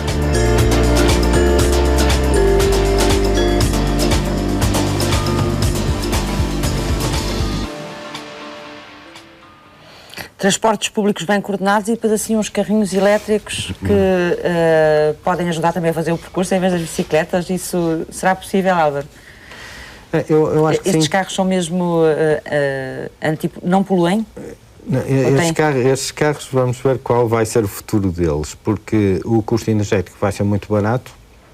Se eles forem um A energia êxito, não é barata hoje. Não, neste caso é porque isto estes carros vão ser carregados durante a noite. Portanto, o grande objetivo destes carros é um bocado gastarem aquela energia que é produzida pelas eólicas, que neste momento durante a noite não é usada. Ela é usada, neste momento estão-se a fazer barragens para bombar água para cima para depois turbinar durante o dia. Portanto, está-se com um circuito energético de elevadíssimas perdas.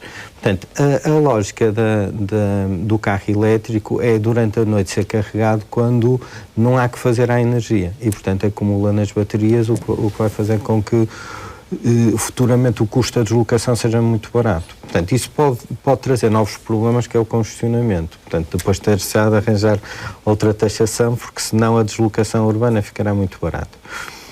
Portanto, e estes carros... O congestionamento, o excesso de carros elétricos? Precisamente, se o custo de deslocação ficar muito barato, as pessoas vão optar por aquele tipo de veículo em vez de transporte público. Portanto, por aquilo pode se tornar mesmo muito barato. Os custos da deslocação podem ser mesmo muito então baratos. É preciso ponderar, não é? O impacto disto. Não, depois vai ter de haver portagens urbanas ou uma coisa qualquer para tornar o custo alto. Foi uma questão que já se colocou, não é? Porque senão... Em algumas cidades a possibilidade de deixar os carros à porta da cidade, não é? Agora, isto é muito interessante... Não permitir a entrada em determinadas zonas da cidade. O grande interesse nisto é porque nós podemos ter toda a mobilidade assente não nos combustíveis que são os combustíveis fósseis, que é o que atualmente nós podemos ter nas renováveis. Mas continuamos a ter aí o problema dos congestionamentos, etc. Não, mas isso resolve-se de outra forma. Então. Se nós, depois com taxação, a taxação, os políticos sabem resolver essa questão muito facilmente.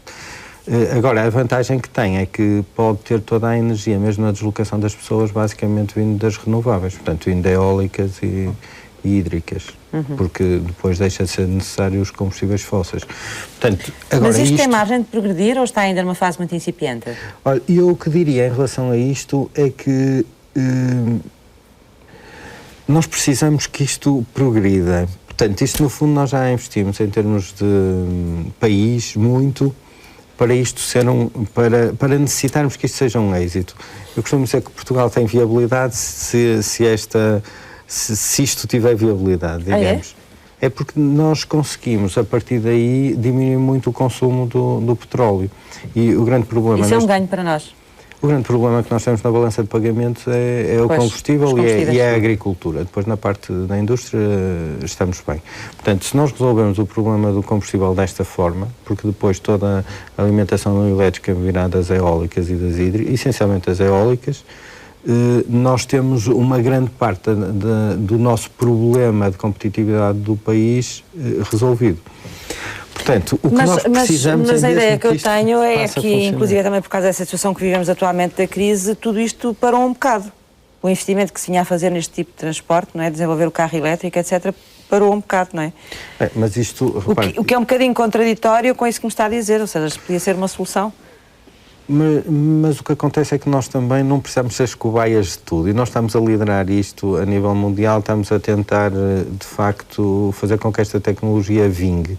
E, portanto, investiu-se muito nisto. Portanto, esta tecnologia tem de ser válida e tem de ser viável a nível mundial, que é isso que nos interessa, para depois os fabricantes começarem a apostar neste tipo de tecnologia. Agora, para nós é vital, porque nós não temos combustíveis fósseis, portanto, e de facto a nossa dependência energética é muito elevada. Isto seria a forma de nós conseguirmos acumular energia em períodos que nós temos energia a mais, portanto nós temos durante a noite temos produção a mais e portanto aproveitávamos-la desta forma e ia diminuir a nossa fatura energética e a nossa dependência do petróleo.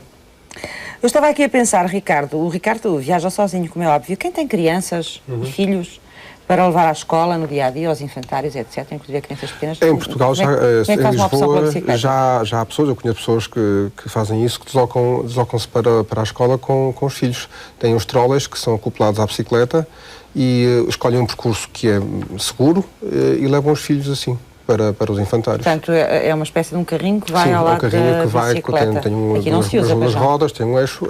Em Lisboa conheço pessoas que fazem isso. E aqui também já vi também. Sim. Bom, se nós às vezes pensamos na segurança do ciclista, com a criança ao lado, então pensaremos muito mais, não é? É uma questão de, lá está, de escolher o percurso, de forma a ser um percurso com menos carros, um percurso à partida mais seguro. Às vezes ter menos carros não quer dizer mais seguro, não é? Exatamente, é uma variável apenas. A hora que se vai fazer o percurso também é importante, se vai mais cedo, se vai à hora de ponta, isso também é relevante, mas é algo que é perfeitamente viável. Lá está, voltamos à questão da mentalidade. Mas isso pode ser impeditivo também para muita gente, provavelmente, passar de carro para a bicicleta. Sim, é um dos mitos, sem dúvida. Sim, exato, pode ser as crianças, mas também existem as cadeirinhas, também as cadeirinhas. Exatamente. Para levar as crianças atrás. Agora, é assim... Torna um bocado complicado, quando já leva pasta ou... Não é? Sim, mais as coisas que o pai ou a mãe levam para o trabalho, tudo em cima da bicicleta. Mas isso é possível. Há alforjes, há uns sacos que se colocam do lado da bicicleta junto ao sistema que vai ali, digamos, permite que vá tudo ali junto e começa a ser peso a mais, não? É relativo. A minha bicicleta não é esta, a outra pesa 20 kg. Se eu levar mais computador, mais livros, se eu levar a mim, no fundo são 100 e tal quilos que eu desloco. E, portanto, é sempre muito relativo. A questão do peso é uma questão de, enfim, de escolher bem o caminho. É só isso. Agora, de facto, com crianças tem que se pensar muito bem para onde se vai e a que horas é que se vai. Mas é algo que é perfeitamente execuível. Não vejo razão para não se fazer isso. No seu caso, faz os seus percursos todos praticamente de bicicleta, não é? Também os transportes públicos, imagino? Por vezes, eu trabalho em duas escolas particulares, uma no Porto, outra na Maia, e às vezes desloco-me da Foz para a Maia de metro. Mas leva a bicicleta consigo? Claro, porque o Metro do Porto, digamos que recentemente apostou nessa mobilidade, nessa intermodalidade, digamos assim. Quem tem bicicletas pode levá-las? Pode levá-las sem restrições. Havia restrições no início, qualquer bicicleta. Mesmo uma como estas, que não dá para às vezes estamos 4, 5 lá dentro do metro, juntinhos assim. Eu até já cheguei a levá-la no elevador dos Guindais, que vai desde a ponte de Dom Luís cá de baixo. Isso era o que eu ia dizer. É que uma cidade também se pode programar para a pessoa andar sempre a descer. E o Porto é uma cidade... Muito interessante. Exatamente. Mas é que o Porto é uma cidade assim já foi melhor. Que é quando os elevadores da Ponta Rábida estavam a funcionar. Eu andava de bicicleta sempre a descer, porque eu vivia numa cota intermédia e, portanto, ia descendo para a casa dos amigos, depois descia à Ponta Rábida, abaixo, subia e já estava no topo da cidade. Subia como? No elevador. Com a bicicleta? Com a bicicleta. E, portanto voltava depois ao seu nível. E depois começava a descer até casa. Portanto, isso faz com que nós nos desloquemos praticamente sem esforço nenhum. Hoje temos o elevador dos Guindais, que é interessante para a bicicleta e é interessante também para o turista que anda a pé, mesmo as pessoas de idade.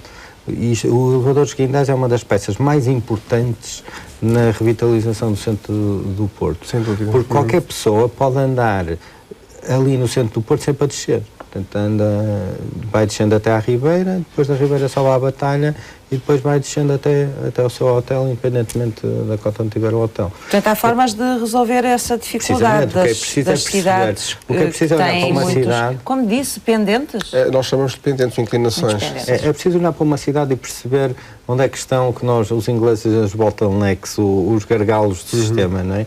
Que impedem com que as redes não funcionem. E às vezes é um pequeno arco da rede.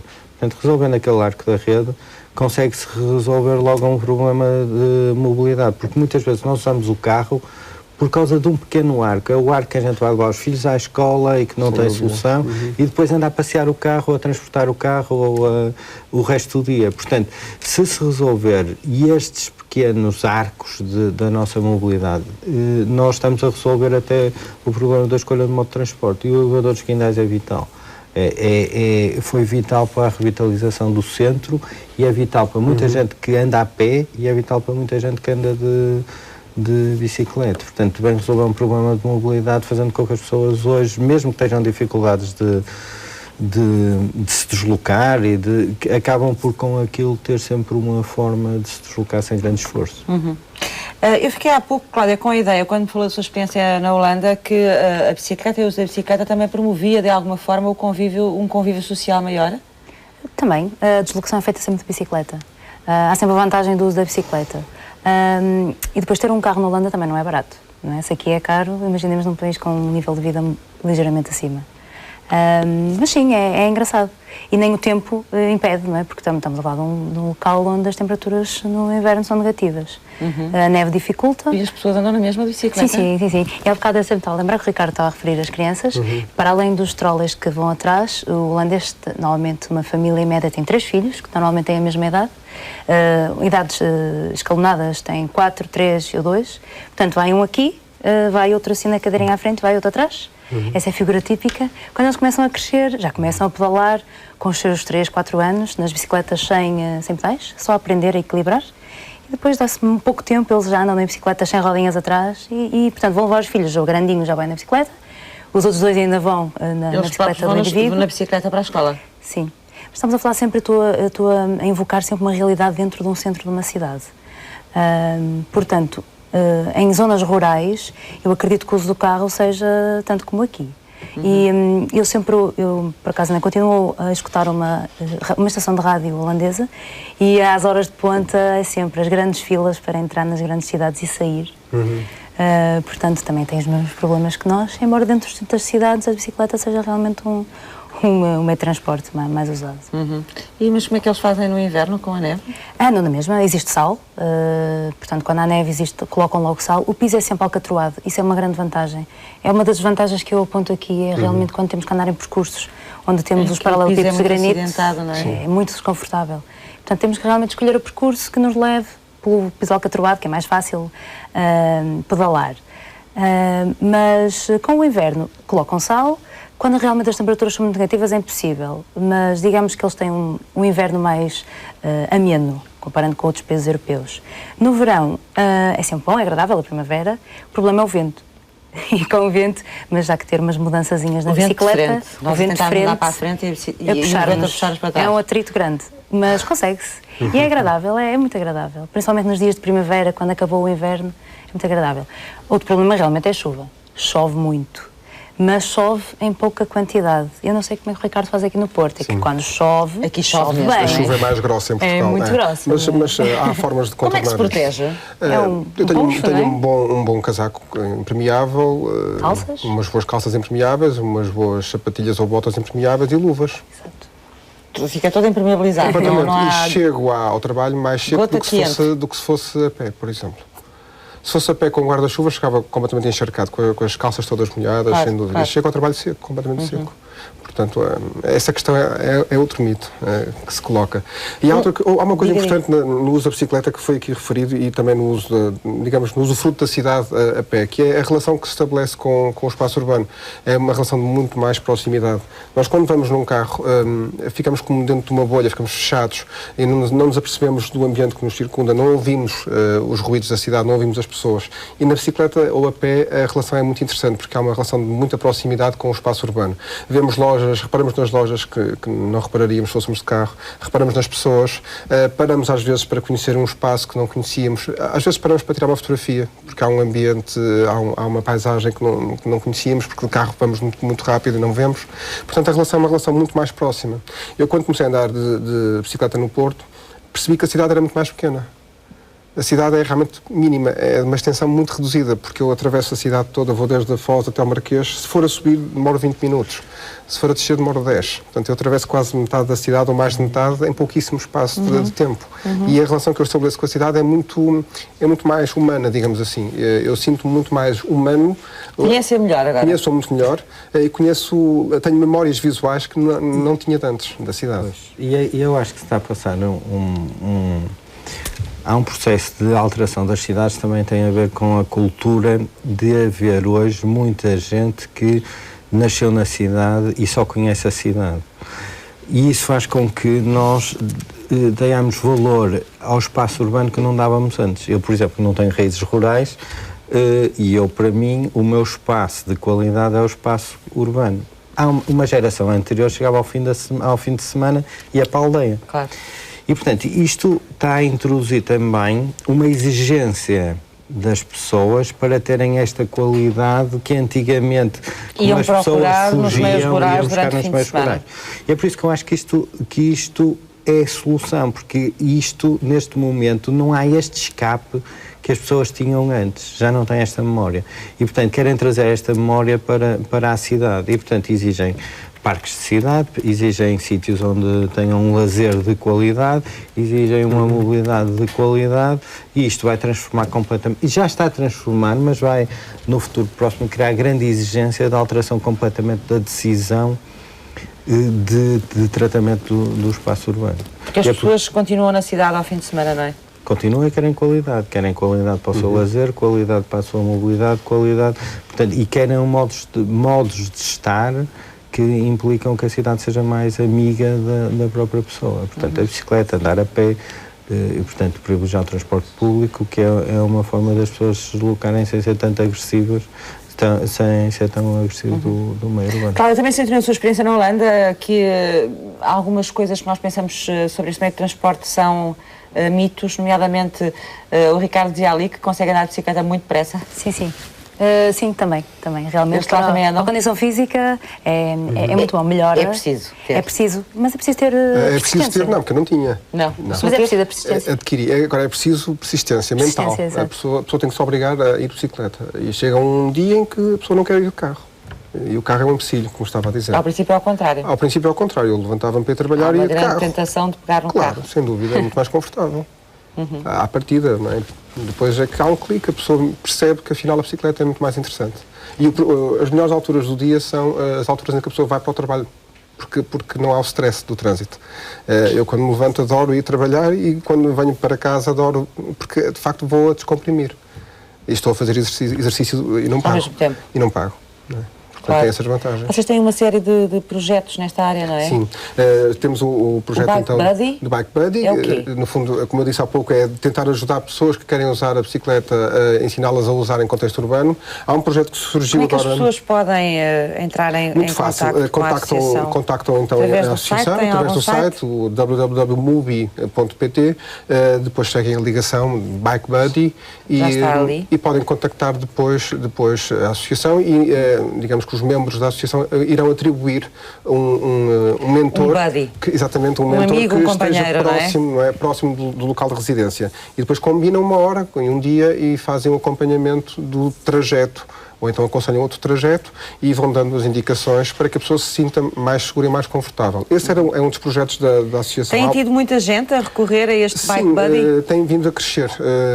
A adesão tem vindo a crescer e nós temos vindo a sentir que há pessoas a pedir ajuda para certos trajetos, algumas, às vezes só mandam um e-mail para pedir dicas. Portanto, se alguém lá em casa, no fim desta conversa, estiver tentado a experimentar, pode ligar para a associação e pedir ajuda para tentar fazer o percurso dela habitual. Qualquer percurso que seja. Nós temos um mapa no site em que temos, digamos, marcados os mentores no país e a pessoa pode pedir ajuda a qualquer mentor para se começar a deslocar. E cesta de bicicleta, sim, é o quê? Era esse projeto que eu ia falar agora. É um projeto recente, muito curioso, que consiste enfim, não é nada de muito difícil, é apenas motivar as pessoas para, à sexta-feira, optarem por ir de bicicleta a trabalhar. Um dia por semana? Um dia por semana. Começar por um dia por semana. Exatamente, é um projeto que existe também lá fora, no A estrangeiro. Associação acredita e tem fé de que depois das pessoas irem uma vez, começarem a ir à sexta-feira, vão começar a aumentar o número de dias. É criar um bocadinho de massa crítica, no fundo alterar fazer um bocadinho a experiência. hábitos. Exatamente, fazer a experiência, porque no fundo é isso que se trata, vou experimentar ir um dia. Então, mas como é que motivam as pessoas para ir à sexta-feira de bicicleta? É só isso? Através das redes sociais, através de divulgação no site, e as pessoas, por exemplo, tiram fotografias desse dia, dessa experiência, partilham. Convosco, partilham a experiência, contam como é que correu. E há, no fundo, uma espécie de consciência coletiva de que, afinal, há muita gente que vai de bicicleta nesse dia e que é possível. E, portanto, aos e depois poucos... tem também um selo, não é? Exatamente. O selo MUBI é também uma forma de motivar não as pessoas, mas as empresas ou instituições. E funciona da seguinte forma. Imagina uma empresa que quer ser amiga das bicicletas e coloca um bicicletário junto à empresa, coloca um duche, no fundo pode dar algum benefício a qualquer funcionário que vá de bicicleta, e se isso acontecer, ela pode candidatar-se junto da MUBI a ter esse selo, essa certificação. E esse selo é válido por um ano, no fundo há um conjunto de requisitos que tem que preencher e funciona um bocadinho como estímulo para a microeconomia, para no fundo também promoverem este tipo de mobilidade. Até porque há estudos que tentam demonstrar que o uso da bicicleta diminui o absentismo, torna os trabalhadores mais felizes nas empresas e, portanto, é uma forma também de contribuir nesse sentido. Agora nós temos falado aqui sobretudo dos autarcas, também do vosso papel, não é? Que é o papel dos engenheiros e dos arquitetos, porque não em relação a esta transformação das cidades, mas as empresas e as escolas, por exemplo, podiam ter aqui um papel também? Eu acho que é fundamental. Eu acho que há uma ligação que eu acho que se perde em muitas decisões, que é a ligação das atividades às formas como as pessoas suportam a sua mobilidade. Aliás, uma pessoa olhando para uma cidade, até por exemplo olhando para o Porto, mas também olhando para Lisboa, é engraçado que muitos dos investimentos públicos estão a ser canalizados para sítios onde é impossível a pessoa ir de transporte público, ou, quer dizer, tem a opção é ir de carro. Aliás, nota-se, por exemplo, olhando para o Porto, é engraçado que as universidades privadas é que ficaram no centro e a universidade pública é que foi para a periferia. E porquê é que isso é engraçado?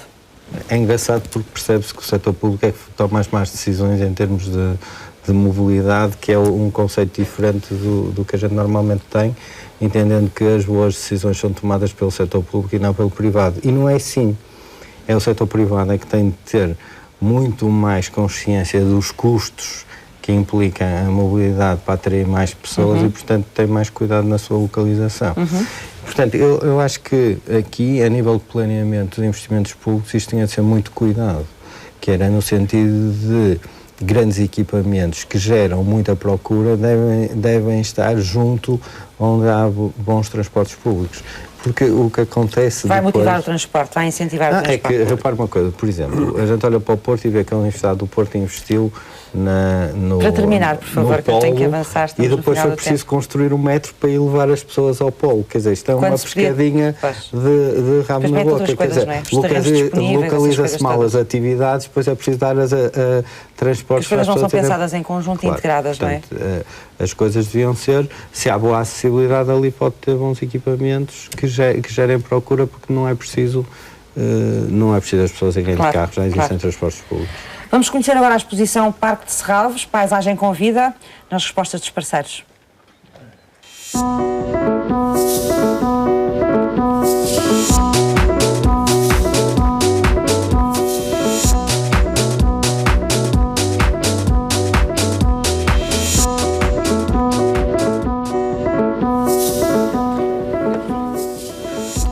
O João Almeida é diretor do Parque de Serralves, bem-vindo à Sociedade Civil, veio falar-nos de uma exposição que é a exposição Parque de Serralves, Paisagem com Vida, não é? É verdade. Para a gente ir lá vê-la. Exatamente. De preferência. Exatamente. E porquê é que devemos ir ver esta exposição? Porque esta exposição é uma exposição que surge pelo facto deste ano se completarem 25 anos que o Parque abriu ao público. Então, um quarto de século já. Um quarto de século já. Então estamos a contar uma história, estamos a ajudar ao visitante a perceber o que é que está a ver, para onde é que vai caminhando. Mas vão contando a história também do Parque de Serralves? Exatamente. A exposição é o contar de uma história, é o contar da evolução do espaço, como é que ele é criado, quem são os seus projetistas, quem o conserva, o que se faz lá. O que é que o torna especial? A sua flora, a sua fauna, o desenho, enfim, uma miríade de características que o tornam de facto especial. Não faltariam coisas para contar sobre o Parque de Serralves. Ela está montada por fases, a exposição? Está montada na Alameda, na Alameda das Liquidamas, por isso a pessoa fica de uma vez só com uma ideia geral do que é o Parque de Serralves e depois parte à descoberta do parque com a informação que já adquiriu no início. E que já teve. Exatamente. Esta exposição quando é que abriu? Abriu no final de maio. E vai estar até quando? Até dia 3 de novembro. Portanto, vai estar o verão todo, as pessoas têm tempo quando forem a Serralves, até para ver outras coisas se quiserem, aproveitarem e irem ver também esta exposição sobre o parque. Quais são, assim, as coisas mais especiais do Parque de Serralves e que estão também na exposição? São mostradas na exposição? Para mim, especial, acho que a vegetação do parque, de facto, é algo que o torna muito único e que é imediato. A pessoa, de facto, olha para a vegetação e percebe que há ali E está tudo explicadinho, não é? Porque aquilo está tudo com tabuletas, está tudo explicadinho, para as pessoas perceberem o que é que estão, exatamente, que planta é que está ali, ou que árvore é que está ali, tem a história das árvores, não é? Algumas fizemos uma pequena seleção, não é? Mas a pessoa pode aprender mais sobre um conjunto de árvores que foi selecionado e que está na exposição. Esta exposição foi montada por vocês mesmo, não é? Exatamente. E tem tido muita gente a visitá-la? Toda a gente que vem ao parque passa pela Alameda, e vê a exposição. Portanto, vai estar até novembro. Até novembro. E basta entrar no parque e ir vê-la? É uma exposição paga? É gratuita? Como é que ela funciona? Basta pagar o bilhete de entrada no parque e depois... No parque. Há mais alguma coisa ligada com a história do parque e com os 25 anos que esteja a acontecer nesta altura em Serralves ou é só esta exposição? Não, é só esta exposição. Muito bem. Então não se esqueçam de ir vê-la. Há também, e trouxe-me esses livros, há também um livro sobre o parque, não? Este é um guia que foi editado este ano, é um guia de visita a todo o espaço da Fundação de Serralves, mas com grande referência ao parque. Ao espaço... Museu, casa, parque, ou seja, todos os espaços que, no seu conjunto, constituem a Fundação de Serralves.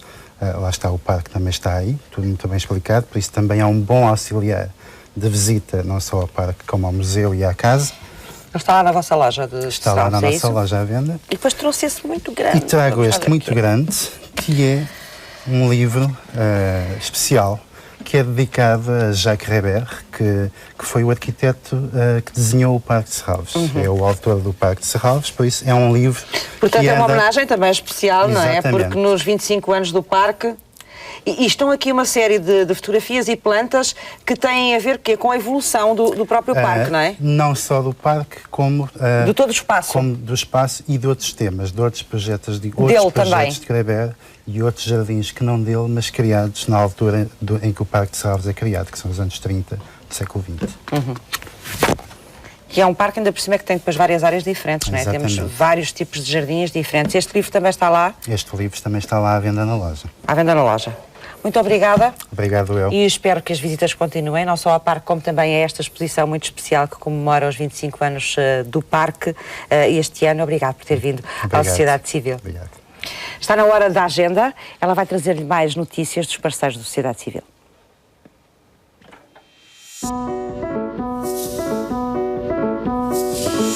O Serviço Educativo da Fundação de Serralves convida todas as famílias a visitarem Serralves aos fins de semana, durante todo o ano, para realizarem em conjunto uma série de atividades no âmbito do programa Famílias em Serralves 2013.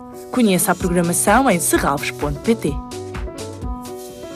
A exposição permanente Malaposta, patente na Fundação Portuguesa das Comunicações, é uma reconstituição do percurso do correio de passageiros numa estação de muda do século XIX. As visitas guiadas decorrem às segundas, quartas e sextas-feiras, às 16 horas. A Fundação Eugênio de Almeida, em Évora, convida-o a visitar a coleção de carruagens. Uma mostra que dá a conhecer as atrelagens que serviram a Casa Eugênio de Almeida entre a segunda metade do século XIX e os primeiros anos do século XX. O Oceanário de Lisboa realiza a série de concertos Fado no Oceanário. As apresentações acontecem todas as terças e quintas-feiras, mediante marcações prévias e sujeitam um número mínimo de espectadores. No Museu Nacional de Arqueologia pode visitar a exposição Antiguidades Egípcias. Trata-se de uma exposição permanente constituída por mais de 500 peças que contam mais de 5.000 anos de história desse ponto do globo.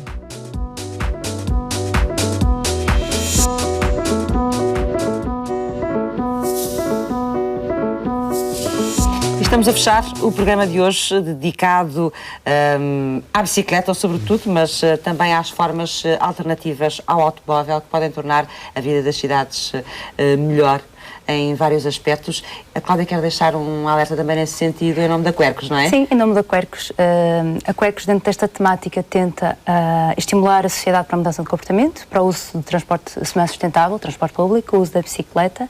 A Quercus aderiu à campanha do The Right Mix e esteve presente em 27 escolas ao longo de Portugal, a apelar às crianças e aos professores para o uso sustentável dos transportes e o uso da bicicleta. Portanto, tem motivado também os mais novos para o seu uso. Sim, o Minuto Verde também, que todos os dias aparece-nos em casa, muitas vezes apela-nos também ao uso da bicicleta e do transporte sustentável. Muito bem, fica então aqui esse apelo. Aliás, foi basicamente o tema de quase todo o programa. Vou deixar-lhe 2 sugestões de leitura no final, antes de nos despedirmos. Um livro de Douglas Smith, que saiu recentemente, Gente do Passado, os últimos dias da aristocracia russa. E depois o livro de João de Mancelos, Uma Canção no Vento, poesia de Eugênio de Andrade. Estamos a fechar o programa. Muito obrigada aos 4 por terem vindo conversar connosco esta tarde. No Sociedade Civil de amanhã queremos saber se a personalidade vem do ADN ou se será fruto de influências do ambiente. Até amanhã e lembre-se, Sociedade Civil somos todos nós.